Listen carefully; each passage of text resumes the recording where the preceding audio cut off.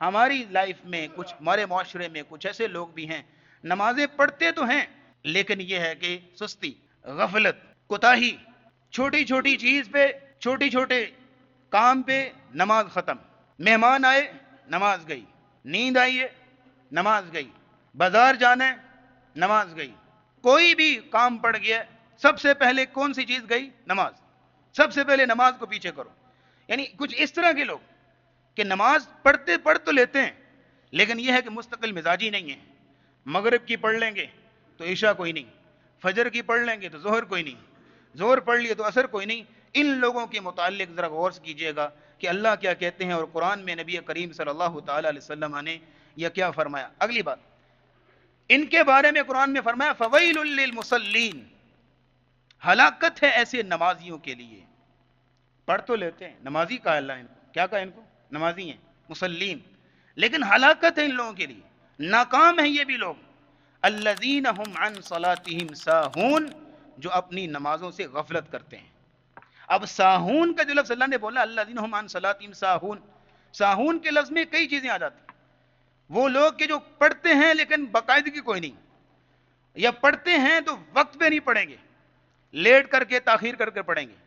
یا اگلی بات یہ ہے کہ ساہون میں وہ بھی لوگ شامل ہو جاتے ہیں، نماز پڑھ تو لیتے ہیں لیکن یہ ہے کہ خشوع خضوع کوئی نہیں، توجہ کوئی نہیں، شلوار جو ہے وہ ٹخنوں کو بھی کراس کر چکی ہے، اور نماز میں ایسے کھڑا ہے جیسے کوئی لاغر انسان ہے، کوئی زبردستی پکڑ کے کھڑا کیا ہوا ہے، اور کبھی بالوں کے ساتھ کبھی کپڑوں کے ساتھ کھیل رہے ہیں، کبھی وہ خیال کبھی وہ خیال، کبھی ادھر کی توجہ کبھی ادھر کی توجہ، اللہ کا ذکر نام کی چیز نہیں ہے۔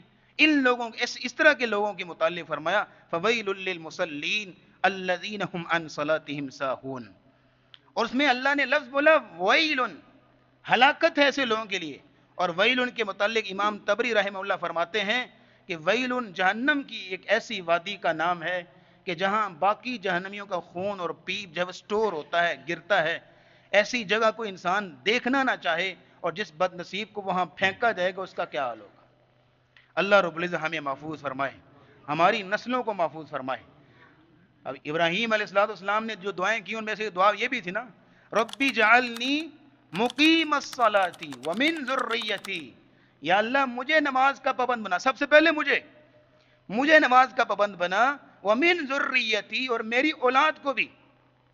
اتنی فکر ہے کہ دعا مانگی جا رہی ہے۔ کیا ان کی اولاد بے نماز تھی؟ حضرت اسماعیل نعوذ باللہ بے نماز تھے؟ نہیں، فکر ہے، تڑپ ہے، جستجو ہے، ایک چیز کی ٹینشن ہے کہ یہ چیز ہونی چاہیے۔ کبھی ہمیں فکر پڑی اولاد کے بارے میں؟ ہاں، یہ فکر ضرور ہوتی ہے کہ بچے کا پلاٹ نہیں ہے، یہ فکر ضرور ہوتی ہے کہ بچے کی اچھی جاب نہیں لگ رہی، یہ فکر ضرور ہونی چاہیے زندگی میں، یہ بھی زندگی کی چیزیں ہیں۔ لیکن درجنوں نمازیں چھوڑے گا، سارا دن جو ہے وہ ساری رات پڑا رہے گا، سویا رہے گا، لیکن یہ کبھی فکر نہیں ہے کہ یہ بے نماز ہے، نماز نہیں پڑھتا۔ اور یاد رکھیے گا، گھر میں موجود بیٹا بیٹی اگر بے نماز ہے تو گھر میں نحوست کے لیے وہ اکیلے ہی کافی ہے، گھر میں بے برکتی کے لیے کسی اور چیز کی ضرورت نہیں ہے، وہ اکیلے ہی کافی ہے۔ آج یہ ہوتا ہے کہ صبح صبح دکان پہ جائیں گے اور دکان شروع کریں گے، یا کوئی ریڑی لگانے والا وہ بھی شروع کرے گا تو کیا پڑے گا؟ بسم اللہ دی برکت، کل دا پلا کل دی خیر، اس طرح کے الفاظ، اور پھر قوالیاں، پھر نعتیں، پھر اس طرح کی چیزیں۔ کس لیے؟ ذرا غور کیجئے گا، مذاق نہیں ہے، کس لیے؟ تاکہ برکت آئے۔ وہ تو بھولا رہ گیا، جس چیز سے برکت آنی تھی فجر کی نماز، تب تو سویا رہا۔ جس چیز سے برکت آنی تھی فجر کے بعد کے صبح کے جو اذکار وہ تم نے کیے نا، اب پیچھے لوہے قرآنی یا قوالیاں لگا کے تو کون سی برکت آتی ہے بھائی؟ کس حدیث سے آپ نے یہ مفہوم لے لیا؟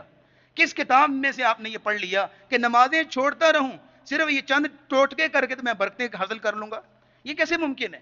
اس لیے یہاں دیکھیے گا، لم نکو من المصلین، جو نمازیں چھوڑتے تھے۔ اب اگلی بات یہ نوٹ کیجئے گا، صرف اللہ نے اس کو ویل نہیں سنوایا جو نمازوں میں سستی کرتا ہے، اگلی بات یہ ہے اللہ رب العزت نے اور بھی کمنٹ کیا ایسے شخص کے بارے میں سورہ مریم میں، فرمایا فخلف من بعدہم خلف، کچھ ایسے ناخلف اور نالائق لوگ آئے کہ جنہوں نے اضاعوا الصلاۃ، نمازوں کو ضائع کر دیا۔